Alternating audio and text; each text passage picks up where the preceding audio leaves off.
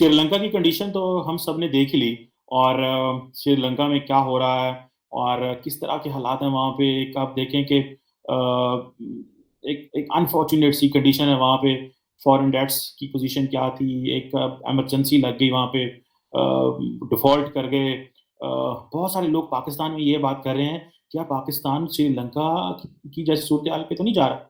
मैं आज यहाँ पे अमेरिका में अपने दोस्त हैं यहाँ पे, जो पाकिस्तानी हैं, इंडियन हैं और यहाँ पे अमेरिकन हैं, उनसे जब बैठते हैं तो बात होती है, तो मुझे इंतहाई दुख हुआ ये बात करते हुए भी कि दुनिया आज पाकिस्तान और श्रीलंका को एक जैसे पैराए में डिस्कस कर रही है।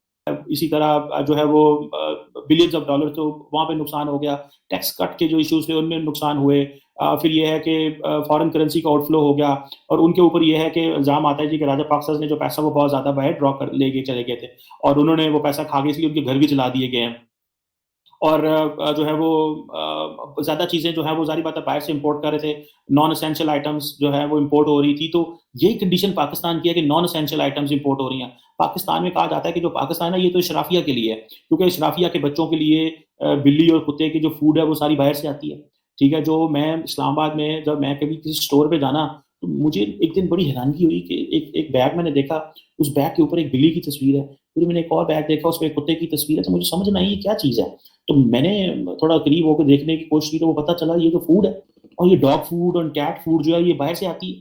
ठीक है जी। अब श्रीलंका जो है वो उसने कोई तकरीबन 51 बिलियन डॉलर जो है वो दुनिया का देना है। हमने भी जो है वो 60-70% ऑफ द जीडीपी जो है हमारे भी, बल्कि अब तो ज्यादा हो गए, 80% के करीब हम पहुंच रहे हैं शायद। वो हमने भी देना है।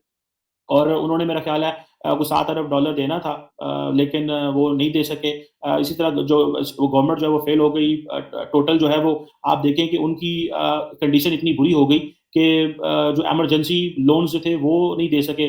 बाहर से भी कोई हेल्प नहीं कर रहा, सारी दुनिया यूक्रेन को देख रही है वहाँ पे क्या हो रहा है। और मैंने अमेरिका में यहाँ पे देखा है कि किसी को कोई पता नहीं है कि वहाँ पे क्या हो रहा है, ना यूरोप में किसी को टेंशन है, क्योंकि श्रीलंका की वैल्यू नहीं है वो वाली।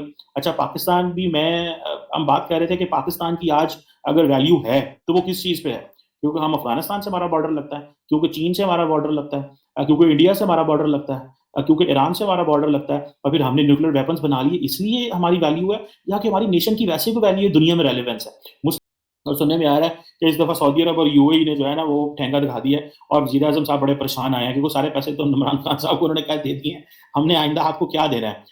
अब जिस तरह हमें आईएमएफ ने 2 अरब डॉलर एक्स्ट्रा देने की बात की है, और रिटर्न में वो कह रहे हैं अपनी फ्यूल सब्सिडी खत्म करें। इसी तरह जो है दुनिया जो है वो चाइना को, सॉरी, इसराइल श्रीलंका को भी बहुत सारा कर्जा दे रही थी, लेकिन वो बैलेंस ऑफ पेमेंट का इशू जो है उसने सारा जो है वो जो करंट अकाउंट डेफिसिट है उसने सारी गेम खराब करके रख दी श्रीलंका की। और चाइनीज भी उनको नहीं बचा सके, इंडियंस भी उनको नहीं बचा सके, और जारी बात है कोई मुल्क किसी को नहीं बचाता, आपने खुद बचना होता है। इंडिया जो है उसने भी सुना कि 2 अरब डॉलर की बात की कि हम आपको कमिट किया, जो इस हवाले से आईएमएफ ने अलहदा कहा कि हम आपको एक बेल आउट प्लान देंगे, लेकिन जारी बात है चीन को तकरीबन 6.5 अरब डॉलर उन्होंने देना था, जो डेट रिस्ट्रक्चरिंग में जो चाइनीज मांग रहे थे। तो उनको क्या फर्क पड़ता है, चीन को 5-6 अरब डॉलर का क्या फर्क पड़ता है, लेकिन जारी बात है एक लिवरेज है जो वो नहीं खत्म करना चाहे, कि वो जो क्रेडिट रेटिंग एजेंसी S&P है उन्होंने उनको जो सिलेक्टिवली डिफॉल्ट करार दे दिया, और तब से वहाँ पे मजीद जो है वो प्रोटेस्ट होने शुरू हो गए, और पैसे की वैल्यू जो है वो कदर कम होना शुरू हो गई। पाकिस्तान में भी ऐसे ही है, यहाँ पे भी जो पॉलिटिकल क्लास है वो आपस में लड़ रही है, पॉलिटिकल फैमिलीज बैठी हुई हैं, out of the box solution है कोई नहीं। इमरान खान साहब को सब लोग लेके आए थे, इसलिए शायद कि ये कोई आउट ऑफ द बॉक्स सोचेंगे, लेकिन वो सीधा जाके एस्टेब्लिशमेंट के पास बैठ गए कि माई बाप आपने जो करना है, मैंने कुछ नहीं करना, मुझे सिर्फ जो है वो मुझे पैसे ला दें तो मैं मुल्क से ला दूंगा। और इसी तरह जो है वो अवाम फिर हमले करती है और वो करेगी। और कल को मुझे ऐसा लगता है कि जिस तरह इमरान खान साहब अवाम के अंदर गुस्सा भर रहे हैं, इमरान अवाम के अंदर जो है वो एक खौफ है भर रहे हैं, और इमरान अवाम के अंदर ये कह रहे हैं कि देखो तुम्हारा हक छीन लिया गया, मजहबी नारा मार रहे हैं, नेशनलिज्म ज़्यादा हाई लेवल पे प्रमोट कर रहे हैं, जो पॉपुलिस्ट नारे लगा रहे हैं, अमेरिका का बात कर रहे हैं, मुसलमानों की लीडरशिप की बात कर रहे हैं। कल को अगर मुल्क हमारा जो है खुदा न खास्ता कोई इस तरह की पोजीशन में हम आते हैं, जिस तरह के सुनने में आ रहा है कि जो इस वक्त जो हमारी हुकूमत है वो उसकी सारी लीडरशिप लंदन चली गई है, सो दैट वो वहाँ पर बैठ के फैसला करें कि क्या हमें इलेक्शन करवाने की जरूरत है, या हमें इस हुकूमत को किस तरह चलवाने की जरूरत है। क्योंकि मुल्क चल नहीं रहा, ये बात मुल्क चल नहीं रहा, ये बात हो रही है इस वक्त। मुल्क चल नहीं रहा, ये बात हो रही है इस वक़्त।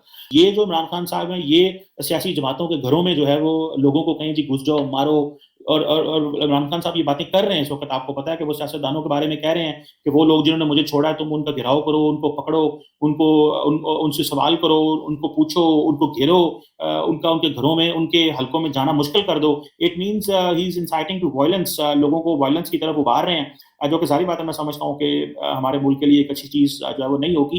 तो ये ना हो कि पाकिस्तान की जो हालत है वो श्रीलंका जैसी हो जाए। तो ये ना हो कि पाकिस्तान की जो हालत है वो श्रीलंका जैसी हो जाए।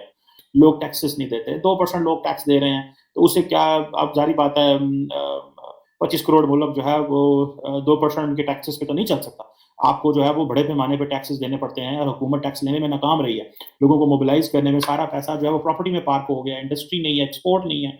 इंडिया में देख लें, वहाँ पे साढ़े 600 700 अरब डॉलर की उनकी एक्सपोर्ट चली गई है, वो ट्रिलियन डॉलर मार्क को पहुंचे हुए हैं।